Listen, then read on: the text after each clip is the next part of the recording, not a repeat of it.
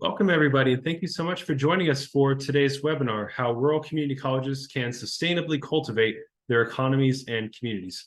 We are absolutely delighted to have you here today and look forward to engaging with you.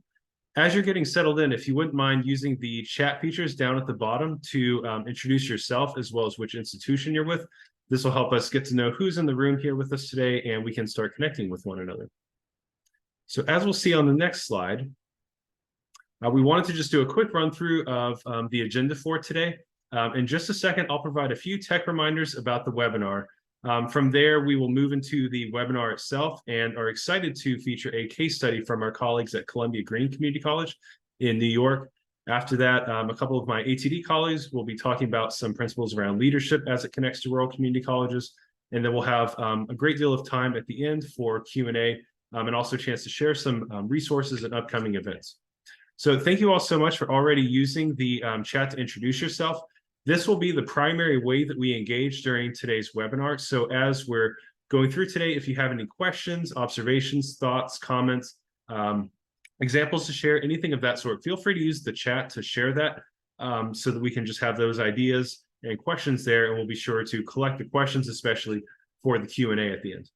I also wanted to mention that we have enabled closed captioning during today's webinar. So in the menu bar at the bottom, if you would like to follow along using the closed captionings, feel free to take advantage of that and have that at your disposal. So I'm excited to be here today. And as we see on the next slide, we have a poll that we're going to be launching here in just 1 second. So just to kind of start hearing from you beyond the introductions that you've shared, the poll question is to ask you to choose the top priority you see yourself working on in your community. So we will see that momentarily. Give me 1 second to get that loaded.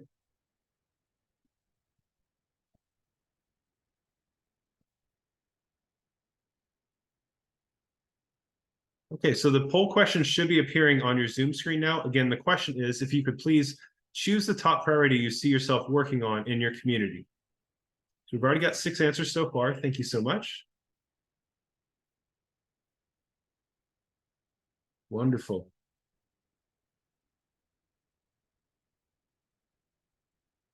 A few more seconds. Those of you who are just getting settled in. Almost 50 responses.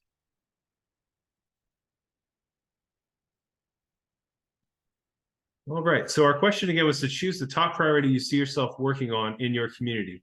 Of the 45 answers we have as of this sentence, 19 of you or 42% of you selected preparing students with skills, learning, and tools. About 20% selected the second option, identifying closing equity gaps. Third, about 20% of you identified developing and strengthening community partnerships.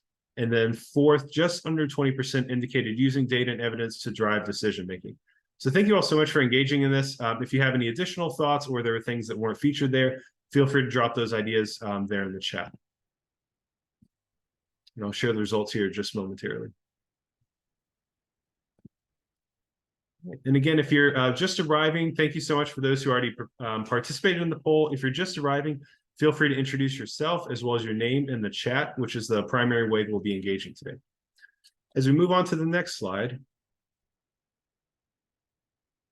you see here the wonderful set of presenters that we have today.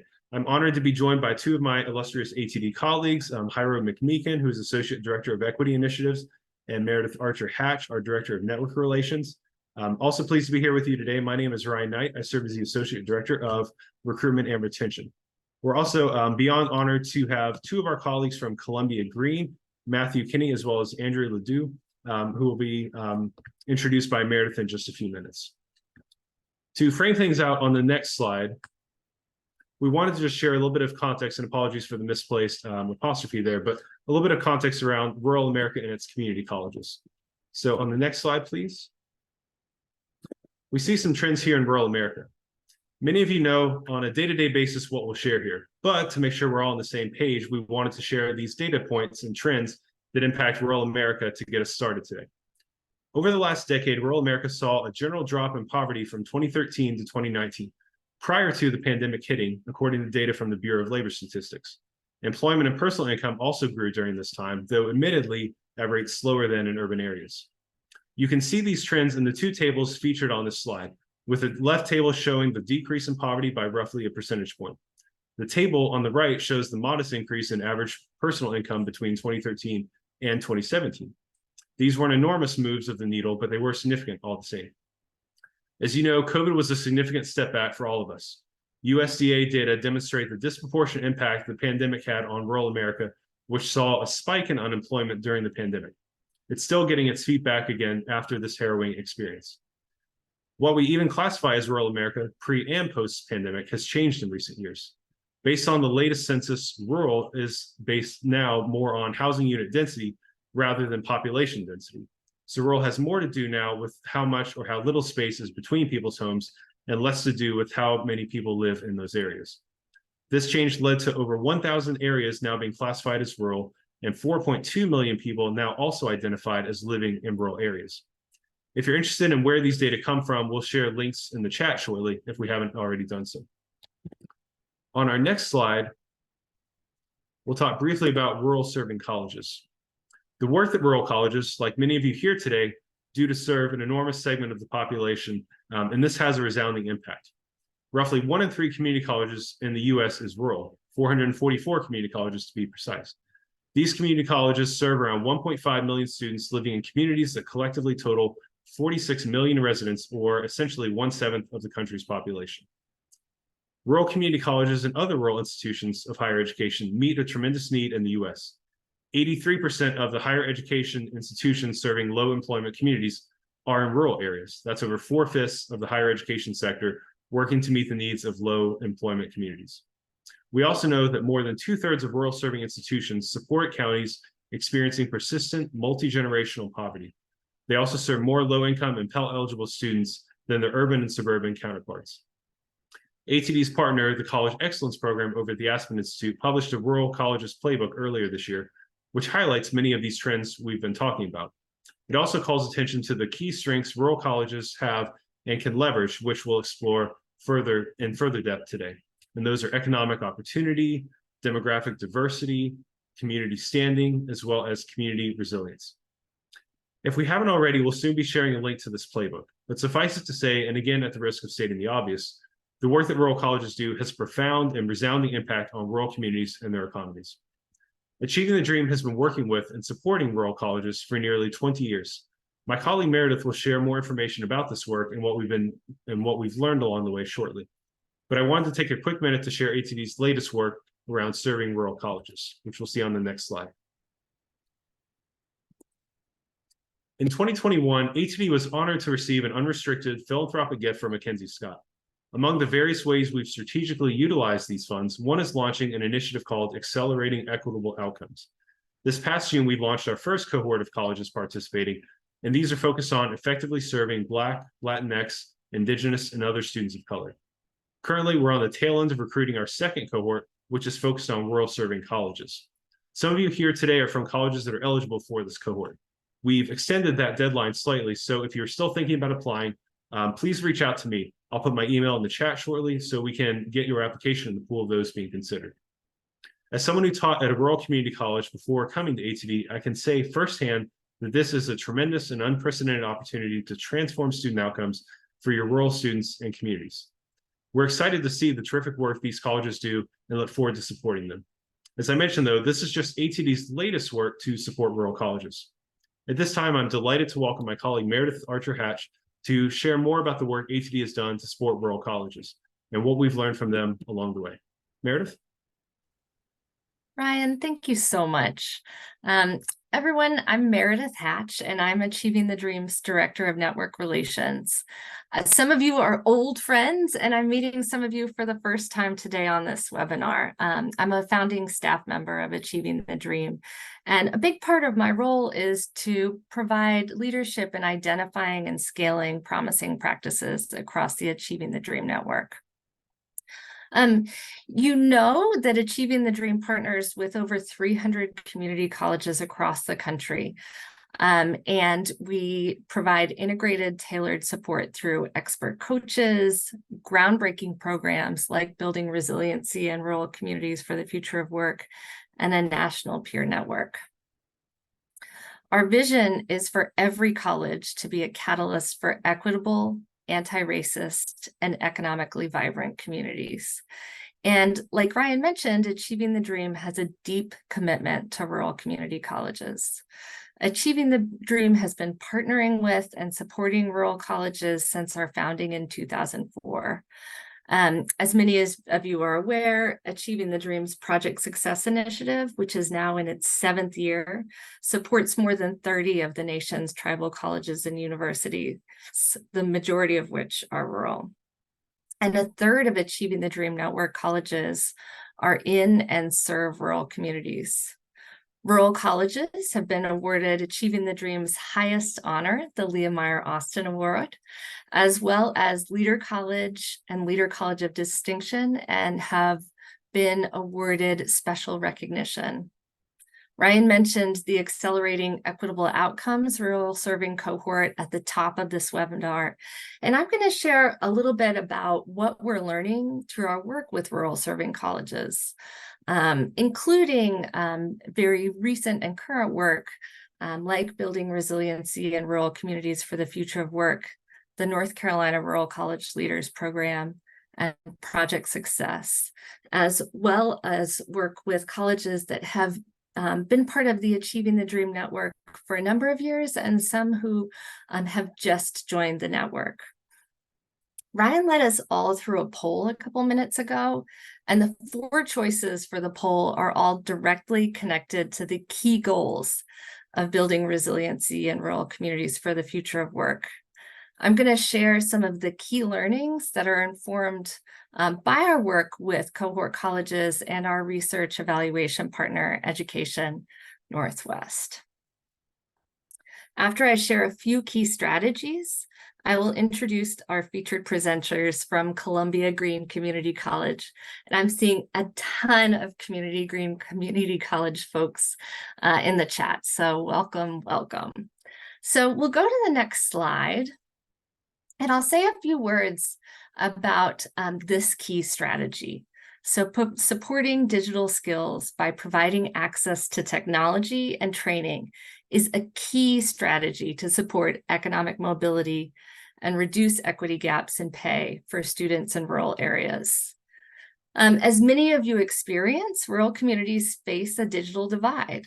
This extends beyond just students to schools and to businesses, which shapes students' access to learning opportunities as well as access to the needs of the workforce. Rural community colleges also have, as you experience, constrained resources to support students' digital skills as well as access to technology.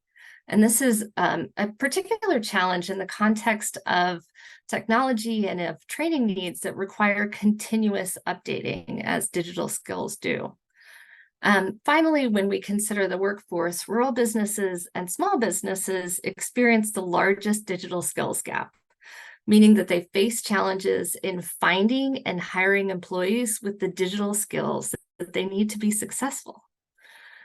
Jobs across all industries increasingly require employees to engage with technology and have at least foundational computer skills. And we know that jobs that require higher levels of digital skills pay higher salaries. So again, supporting digital skills by providing access to technology and training is a key strategy to support economic mobility and reduce equity pay gaps for students in rural areas. On the next slide, I'll focus on a second set of strategies. So we know that rural community colleges, including yours, often have strong and long-lasting relationships with local employers. And community partners play an essential role in expanding a rural community college's capacity to meet the evolving needs of their diverse and changing student body, including preparing students for jobs that pay, at a minimum, family-sustaining wages. A broad range of community partners could meet college, student, and community needs. So here's an example.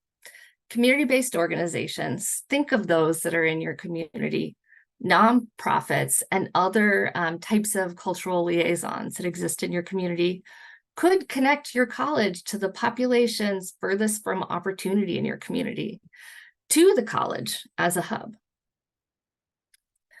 Colleges' work to strengthen and build their approaches to partnership must include a structured process to identify and review current and potential community partners. And you're going to hear a lot about this in Columbia Green's presentation in just a few minutes.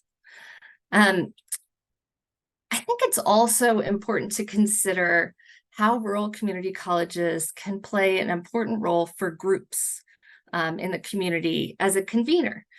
So focusing on groups that share a common goal. So this might look like a task force or a committee or a board. An example, one goal that a group might wish to focus on is addressing a regional need for broadband infrastructure. To share another example, Louisiana State University UNIS convened a group of community partners through their local workforce development team and developed a respiratory therapy program to meet community needs. As we move to the next slide, we'll focus on a third key area and strategy. So I think it's really important to think about strategies to equitably foster student success. And both my colleagues from Columbia Green Community College and Hyro McMeekin are going to go further into strategies to equitably foster student success later today. With that, I will say, given the diversity of rural community college students, as well as their goals, their needs, rural colleges can and must adopt several key strategies to equitably foster student success. Because students see enrollment as a step to economic mobility, and college faculty and staff are dedicated to helping students succeed. So one thing that we're seeing is when colleges have dedicated DEI staff members, administrators, or bodies such as committees, this helps colleges make progress in equitably fostering student success because they have clearly defined roles that include reviewing disaggregated data, identifying interventions to address gaps, and engaging other faculty and staff across campus in professional learning discussions and implementing different interventions. Institutions can support faculty members by allowing them to accommodate students' needs. Faculty members that have participated in the evaluation discuss strategies to build relationships with students, including increasing support and increasing positive encouragement when students are succeeding. I should mention too that we see colleges are reviewing and documenting and strengthening their approaches to ensure that they meet the needs of different student groups. One example, advisors are implementing relationship-centered advising practices. These practices and the information gathered and documented in advising is improving student supports and identifying students that need additional support. We see colleges are implementing tailored interventions for specific populations of students. I'll move on to the final key strategy that colleges are using. And this is really focused on data-informed decision-making, which since our inception, Achieving the Dream has focused on this building a culture of evidence. I'll mention that rural colleges have really reflected on the importance of clear support from college leadership and from ATD resources, including data coaches, and the establishment of data teams to infuse data into the conversations across colleges and to expand engagement. College must establish and communicate leadership buy-in, and this is really important if you wish to shift institutional culture. So we see colleges starting with disaggregating data. to understand the needs of specific groups of students. And once equity gaps are identified, colleges use this information to inform interventions. In addition to looking at existing data in new ways through disaggregation, colleges are also collecting new data, such as program participation or access to basic needs services. And this allows colleges to implement new strategies and improve data sharing, including institutional researches and conversation with leaderships, this really allows colleges to focus on what's working well, what can be improved, and what to stop doing. We also see that colleges are implementing new strategies to improve data sharing. So this might include really having institutional researchers in different conversations, including conversations with leadership and joining leadership teams, as well as developing publicly available data dashboards as a few examples. So I've shared just a few examples of strategies that we're seeing across our work with rural colleges and key lessons learned. With that, I would like to transition to the next slide and the next part of today's presentation.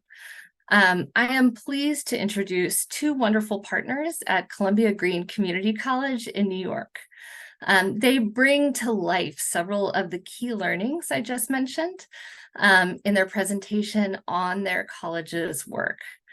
Without further ado, it is my great pleasure to introduce Columbia Green Community College's co-core team leaders, or ATD co-leads. So first, Matthew Kenny.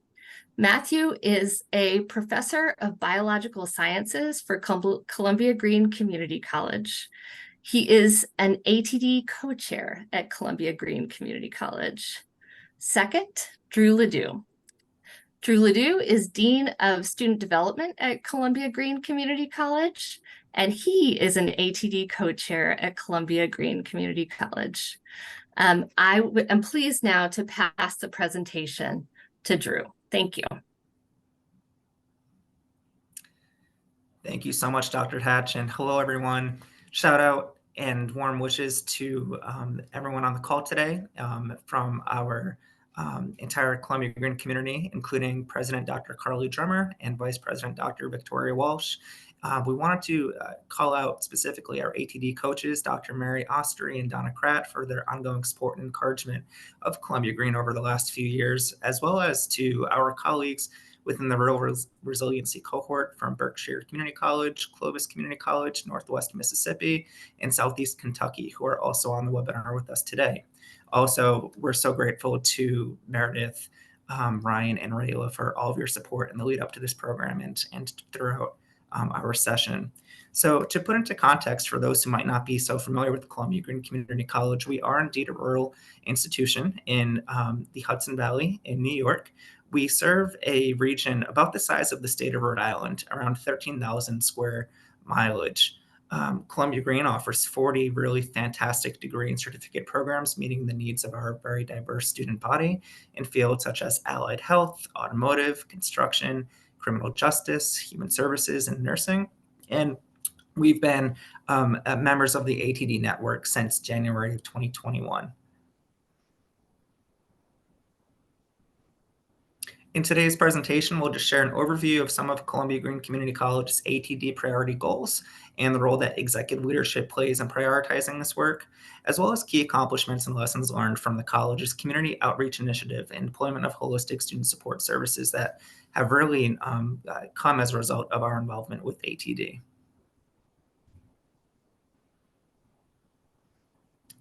Very early on in our experience with the ATD network, the college's core team, as well as executive leadership team, identified 3 strategic priorities that we would focus on during our time with Achieving the Dream, but also after and beyond.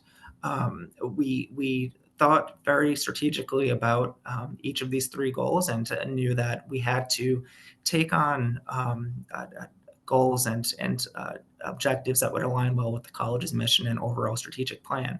So our 3 priority goals that we've identified are: 1, to identify individual and systemic barriers to student success and strengthening early intervention strategies; increasing students' digital competencies through non-academic or non-instructional co-curricular supports and experiences; and to strengthen community partnerships to bolster student success while closing equity and opportunity gaps.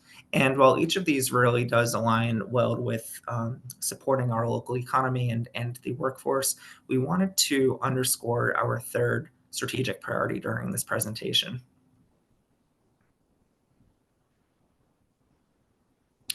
As mentioned, each of our priority goals align very well with the college's overall strategic plan entitled Change Matters 2022 to 2025. And our involvement with the ATD network really came at a serendipitous time, because when we were accepted to be a part of the Rural Resiliency cohort, we were in the process of authoring our current iteration of the plan. And my advice to any colleague within a rural community college setting who's interested in joining ATD or is animating ATD's mission and ethos on your campus is to align your objectives with your college's mission and strategic plan. It'll make producing this great work and our outcomes that much more fulfilling, and I think easier for us to move the needle forward in the right direction of closing equity gaps.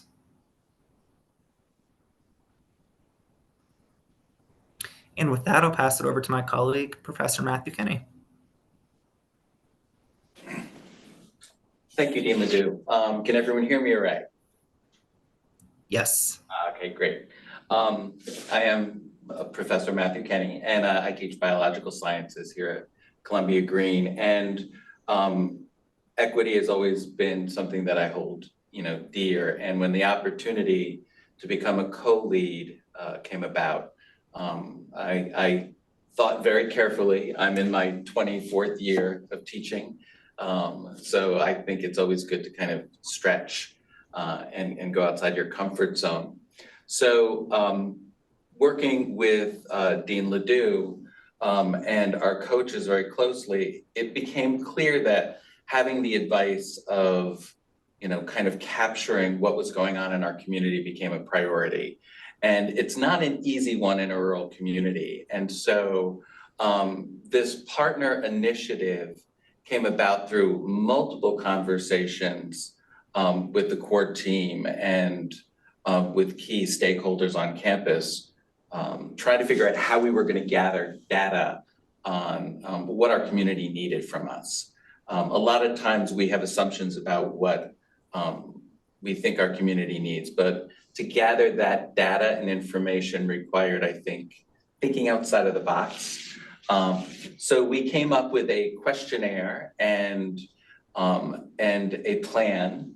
And I took some time during a summer initiative to go out into the community after realizing in a rural community, emailing and calling was fruitless.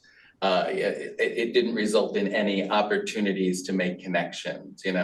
I think as much as our digital world craves the ease and the convenience of it, it's easy to be kind of pushed to the lower part of the priority goal. After not necessarily achieving the kinds of meeting schedule I had hoped, I literally got in my car and drove. Next slide, please.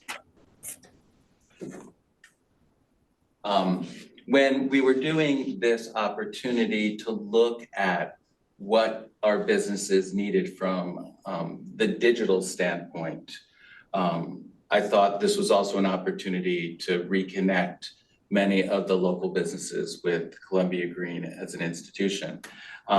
Certainly having a legacy helped me be able to speak to the college and the change that has occurred over my 24-year tenure. So in our survey, which was going to be my guideline, I was going to be able to ask questions and also provide education, looking at what they wanted from us in terms of a workforce with digital skills, but also were they aware of what the college could do for them, both credit and non-credit, and how businesses could partner with us in looking at equity gaps with our students.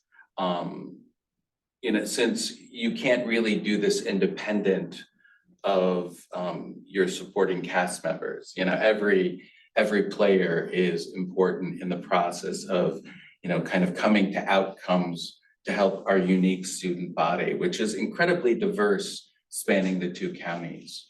Next slide, please. So after getting in the car and literally pulling over and knocking on doors, it was amazing that businesses became incredibly receptive to talking to me. I don't think they knew what to do with me, and I think the element of surprise helped. Why is a professor of biological sciences talking about digital equity and equity at Columbia Green, and why are they in front of me? And so, capturing the off guard component to that, I was able to walk into 37 community businesses spanning the 2 counties. Everything from retail, food service, automotive, manufacturing, any educational opportunities. We really went for whoever would let me in. It was not the kind of structured plan. It was a lot more literally, there's a business, let me pull over, let me knock. And that was the most successful component of being able to get in, is the element of surprise. The size of the businesses were single owner occupied, all the way with businesses with upwards of 300 employees. And what I started to quickly realize is this untapped pool of, potential students, potential resources, and potential partners. So next slide, please. So what happened through this process was my survey intentions quickly went from quantitative data to qualitative data. And here are some of the things that this initiative resulted in based on conversations, awareness, and information that was gathered. We were able to identify clear guidelines for how we would define a partner. And what was great about that, and I think this speaks to ATD's guidance and our coaches' guidance in particular, the word partnership was not something I think I really understood at the beginning of this. What is the partner getting from us, and what are we getting from the partner? A lot of times we have collaborators or people have relationships that are one-sided, but a true partnership means, again, that both parties benefit. We felt like that as an institution, who we were defining partners as, and we had some key players in this, we needed to ask them what their expectation of Columbia Green was. And we also wanted to kind of clarify our expectation of the partner. So we launched our first partnership retreat. And what we quickly found out was that the needs of our partners in the community were very much the same needs, whether that is the creation of opportunities for soft skills and the better workplace dynamics, some consistency amongst technology, basic technology training. And we had, from this partnership retreat, an opportunity to provide non-credit training to bring these partners on board and to help them with some of their internal advancement opportunities. We've also quickly learned that our conversations have led to a stronger need to merge our credit and non-credit. A college's credit opportunities for degree granting is one component of what a college needs to offer to today. But the non-credit opportunities, the skill-based opportunities, we realize that not only can our partners benefit from this, but our students can as well. We have students coming in with such vast skill sets that one of our unique opportunities is to create pathways, especially in our business programs, to remediate some of those technology skills through non-credit, so that we have students starting at the same starting line and being able to advance their skills. We also have been better able to inform the executive team about the community. We are blessed that Dr. Drummer has been incredibly receptive to being part of the collaboration and the conversation about my findings when I was talking to community members, and a willingness to expand on those findings. And I think the success that we are beginning to see is really coming from a willingness of our executive team to be an active player in that role.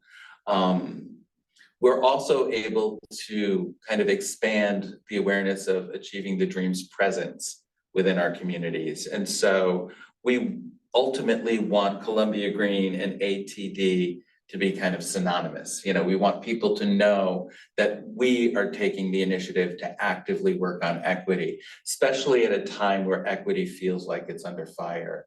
I think that thoughtfulness and a center of safety in a community college has never been more paramount. We know that our employers want us to bolster their workforce. Technical training with the foundational skills are enough. We often think they need something very special, but they need basic skills sometimes to understand how to work with an operating system, whether it's iOS or a Windows-based operating system. We ask the question, are you a Windows-based, are you Google-based, are you iOS-based? And we got a better picture that we have a really eclectic kind of business profile, that they span all three. But we also have quickly learned that if we're only working as an institution in Microsoft Word, we're really not meeting the needs of our community. And so the expansion to Google certificates and such has been one of those initiatives from the college as well. The heart-wrenching component to all of this for me was how many of our entry-level workforce do not have GEDs or high school diplomas. I had no idea. And as I started to fold that question into my conversations, we quickly learned that we need to be taking a step back and looking at the very beginning of education. If a student doesn't have a GED or high school diploma, their journey onto higher learning is really limited. And many times they don't have the skill sets to navigate it when a rural community has such vast differences in terms of getting to our testing sites and finding a GE class that fits their lifestyle, as they often work shift work. So we have expanded our offerings of GED coursework in concert with our QuestStar partners here on campus. And we are actively engaged in the final steps of becoming a GED testing site, so that when students are preparing here, we can also assess them here and then talk about their next steps. And we also learned tragically that not a single employer that we interviewed will start someone at what we consider an entry-level livable wage. And so that need for our community to work multiple jobs in order to have a sustainable living. And that is even before you add in children. You know, the costs simply skyrocket. And so we also recognize it's hard for people to see a pathway out of a cycle of poverty that doesn't need to exist when we can partner with them to help their next steps. Next slide, please. All right, so I'm going to turn it over to Dean Ledoux again to finish up. Thanks, Professor. So as you've heard, there's a lot of potential for really expanding this particular priority goal and supporting our students, but also our local workforce. The college's executive leadership team has made it a priority to strengthen levels of our businesses and the wider community, campus community here. We also want to have a reflection and a look inside and build bridges where we can between non-credit and credit, as Matthew mentioned, as well as between academic affairs and student development, to really prepare students for entering the local workforce. We're also using data from this initiative to strengthen the college's student support services and academic offerings to meet our students' digital literacy needs.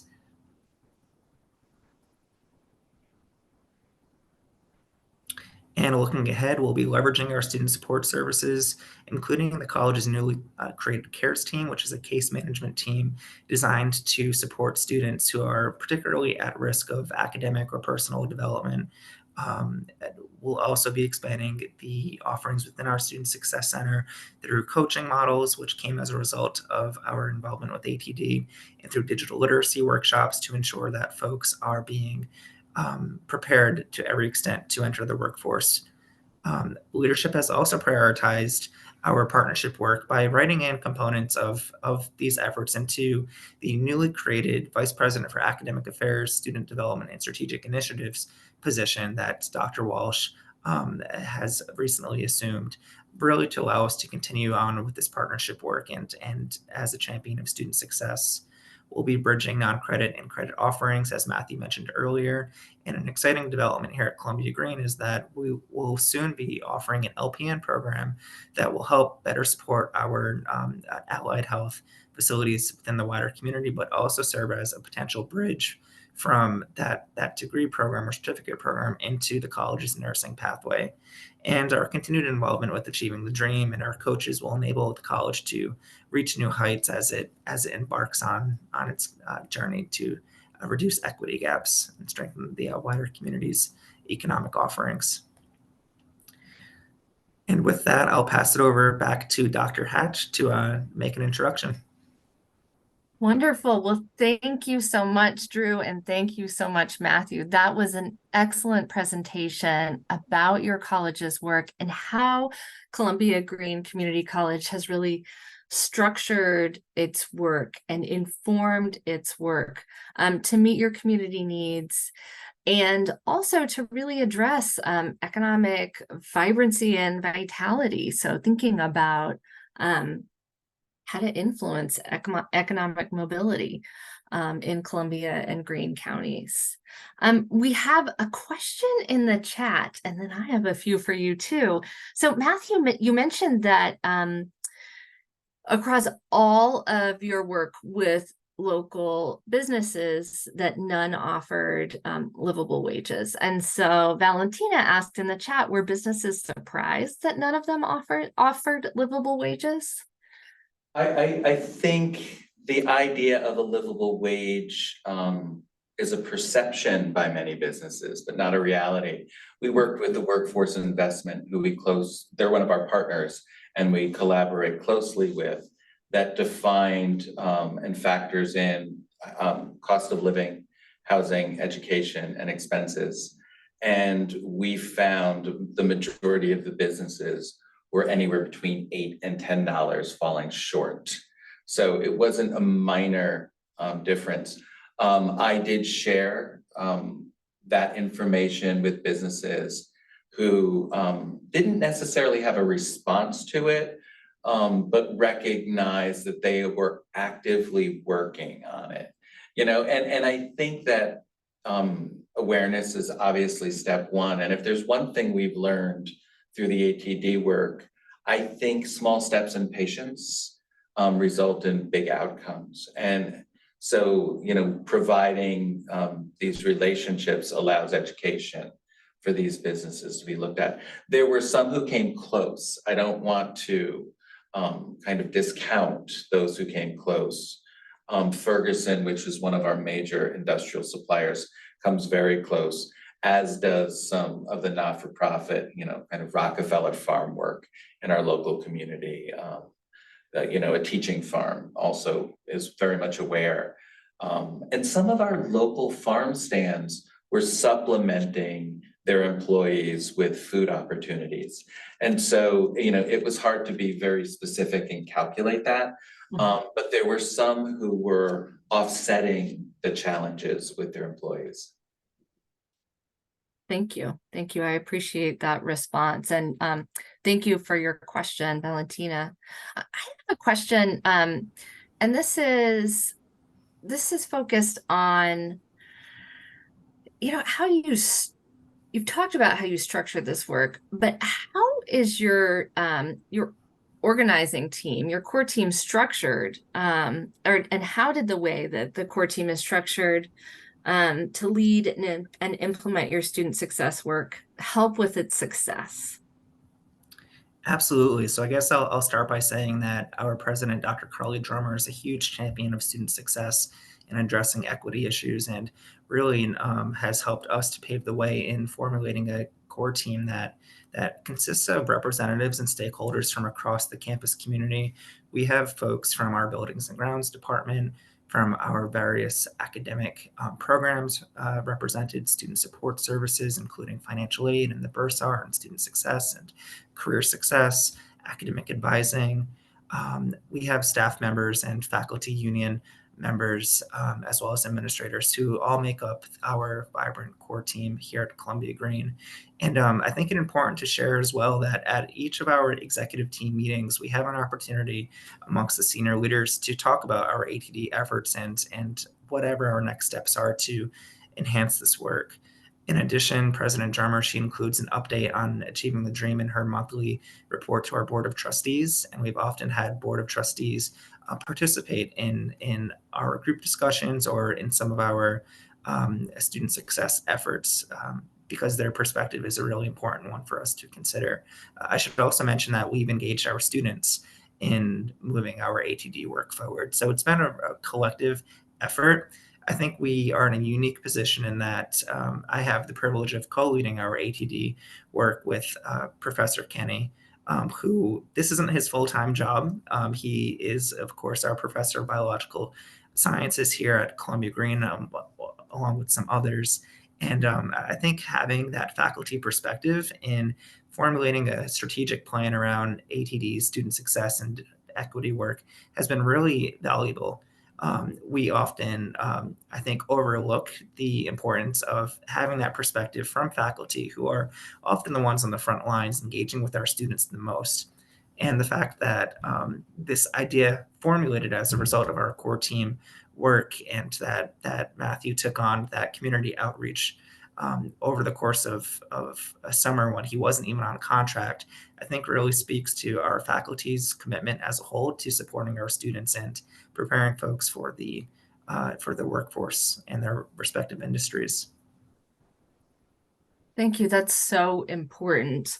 What you just said about complementary strengths, but also the commitment, the leadership and commitment across your institution, and with you both as core team leaders. So way to go. I have one other question that I'd like to ask you. And you've talked about your coaches a couple times during today's presentation. And so my question for you is, what advice would you give to a rural serving college that is just launching their student success work? And specifically about how their ATD coaches can help them focus on economic mobility. So what Absolutely. advice would you give? I think my first piece of advice that I would share is to align your student success work with your college's mission and strategic plan. I think ensuring that there is that close alignment will allow you to better leverage your resources on campus to move the needle in the right direction.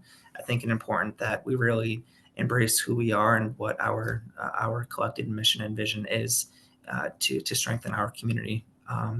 I think that it's also really important for us to be receptive to assessing our support services and our academic offerings and making modifications and enhancements, changes, what have you along the way, in a way that doesn't seem punitive or as if it's diminishing the great foundation from which your colleagues are working from.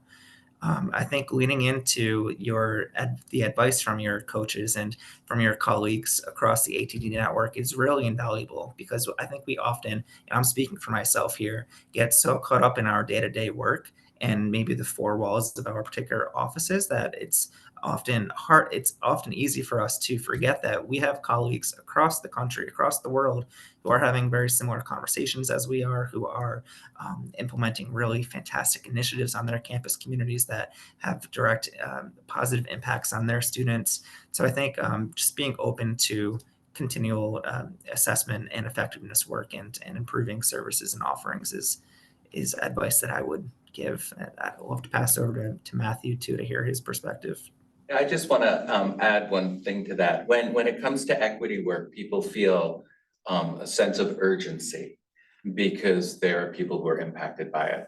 And when you start an initiative like this, the urgency feels like it can eclipse and shut down because the needs are so many. What was incredibly important with our coaches was the taking a step back and what is reachable, what's attainable first. And then you build on those successes. And, you know, faculty are a passionate group of people, but we're also a tired group of people because the world has changed and our students have changed. And I just wanted to highlight a little bit off of the last question as well, that what ATD has allowed for is a pressure relief valve that's, you know, that the institution is recognizing that student's need is not just owned by the faculty member, but it's owned by the institution. We often see the impact of that need and we're feeling it in the moment in our classroom. But the idea that I can turn to the institution to say, I need a different level of help, the student needs a different level of help, has, I think, changed our faculty's perspective and changed the institution's perspective to meeting our students' needs. Because, you know, there's only so much that, you know, an institution can do or a faculty member can do in that moment. And so ATD has helped that check and balance. Those coaches have kept us standing upright when it feels like the weight of equity can push us over, especially when the world isn't supporting us in the same way that we would like it to. So. Well, thank you so much, Matthew, Drew, excellent presentation. And thank you so much for sharing your insights and the strategies that you used that can inform work of other colleges across the Achieving the Dream network. Thank you too for sharing your contact information so folks could follow up with you later. And President Drummer, you have raised your hand. I would welcome you to, I believe we can just address a question in the chat, if I'm correct, Raylia and Ryan. Or a comment. I've also just given speaking privileges to President Drummer as well. So Okay. President Drummer, however you prefer to engage. I pressed to raise my hand by accident. I apologize. But I just want to thank the wonderful work of our team here, Matthew Kenny and Andrew Ledoux. I can't tell you what a joy it was for me to have these two people come together at the end of 2021. We had already lost a lot of time, you know, from the moment that we got the grant in January because of the pandemic. And the two of them came together and just absolutely said, we've got this. We're going to move forward. And so where we are today, as we're coming up on the 3rd anniversary of joining ATD, I could not be more proud. So thank you. And thank everybody who is on this call, just, you know, for listening. We really appreciate your support.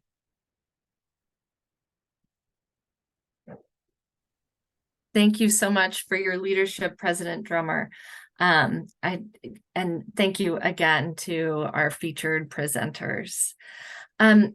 I would now love to introduce my colleague, Jairo McMeekin. Jairo is Achieving the Dream's Associate Director of Equity Initiatives. Jairo, take it away. Yes, thank you, Meredith. And it's been a pleasure to listen to all the suggestions and support that, Columbia Green has had from ATD, but then also just in general about, some of their suggestions on how we can help support our rural communities.